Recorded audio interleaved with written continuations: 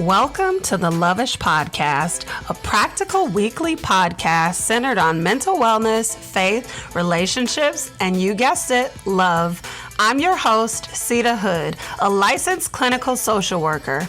Now, sis, I should mention before we hop into the show, this is not a substitute for a relationship with a licensed therapist. You ready?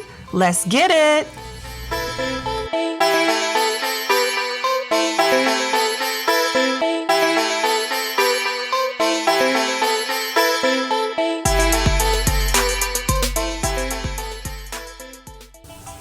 Hey sis, I am not necessarily feeling my best this week.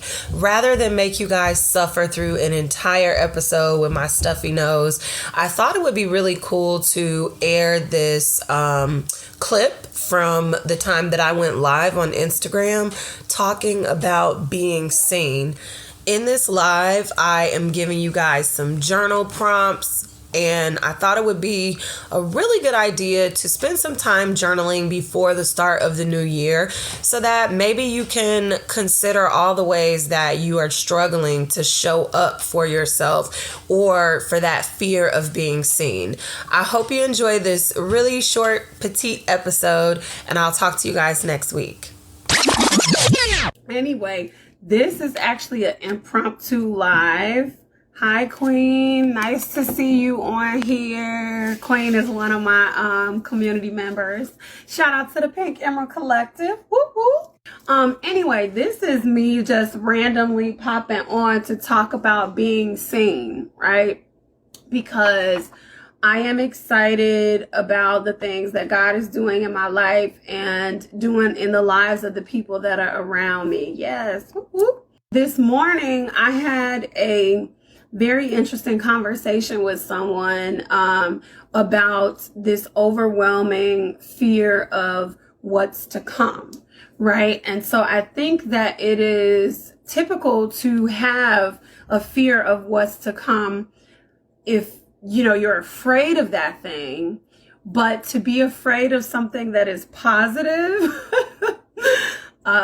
people think I'm weird for that, but it happens, you know? And so I wanted to just like pop on and talk to y'all, you know, squad, about the fear of being seen, right? When we move in and out of these spaces, we have these big dreams, goals, and desires for ourselves. But in those things, we realize that we have to morph and change a little bit and not change who we are, like character-wise. Or maybe we do have to change that, you know, if you are a bogus, like if you have some bogus characteristics, maybe you do have to change that. But you realize that you have to do that. And so as you start to grow and expand in your space, then it's scary. And I think the fear of being seen is something that we don't talk about a lot. Like, what does that even mean for you? So, you know, when I say that, I don't know if there are some people that are confused about that concept, but it's like, I know that there's this quote, our deepest fear is not that we are inadequate, but that we are powerful beyond measure. And what is that? Yes, being seen as invulnerable. Absolutely. And so what does that mean for us? Like, if I am out in the forefront being seen, then that means that when I make a mistake, people see that too. And are people still going to love and accept me for who I am, right? And so the person that I was talking to this morning said that they don't really attach to the positive things that people say about them or the negative things that people say about them. Because again, people's feelings can shift and change based on their mood or what they are going through. So like I said, I didn't really get on here with an agenda. I just kind of wanted to talk about this being seen thing, right? Because I think also in that there's an element of people pleasing there, right? So if you're used to hiding or getting validation from the people that are around you, but you feel God, Holy Spirit elevating you up and shifting you out of those old relationships where you needed validation, you know, then that's a really scary thing, because that means it's just you and the Holy Spirit in alignment moving forward. And that means that you're not hearing all of these other voices and all this other baggage that people have given to you. So one thing that I talked about, I led a workshop called Confident Bae. And that workshop, the workshop contents are being expanded into a course and put inside of the Pink Emerald Collective. But one thing that we talked about in Confident Bae is mindset work, right?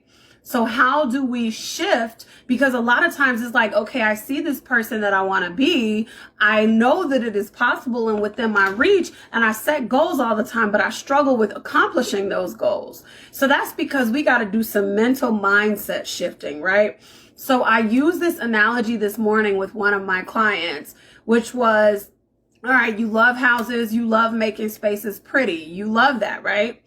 You don't accept every piece of art that someone gives to you. So like this space here, if I wanted to change around this space and make it look totally different, I would need to get rid of some things. I would need to pull some things out. I would need to clean some things off before I can shift and move some new furniture in here. So mentally, that's the exact same thing that we have to do in order to move to the next level, in order to kind of get over that fear of being seen and shift to where our next is, right?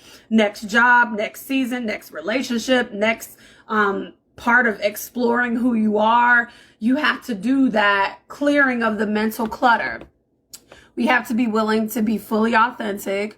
On one hand, we are trailblazers, but the other, the fear of failure within ourselves. Yes, in the eyes of God. And let's not forget the shaming received from those who just don't get it. Yes, absolutely. Because you are going to have a lot of people that don't get it. So that takes bravery to be fully authentic, to clear out the clutter, and to be willing to be vulnerable in those moments, right? You know, and so that's why one of the most powerful things is community, right? Is your squad. That's why y'all just saw me be like, let me notify my squad right quick, right?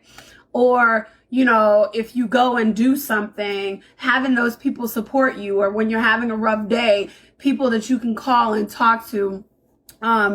As I am getting started on planning out the Pink Emerald retreat for this year, Treese is on here. Now, Treese is the realtor, shout out to Treese, who helped me relocate from the Heart Counseling. So that's me calling on my squad, right? She is an amazing realtor, and she helped to find this space, right? This was like a gem, okay? It was like hidden yet in plain sight.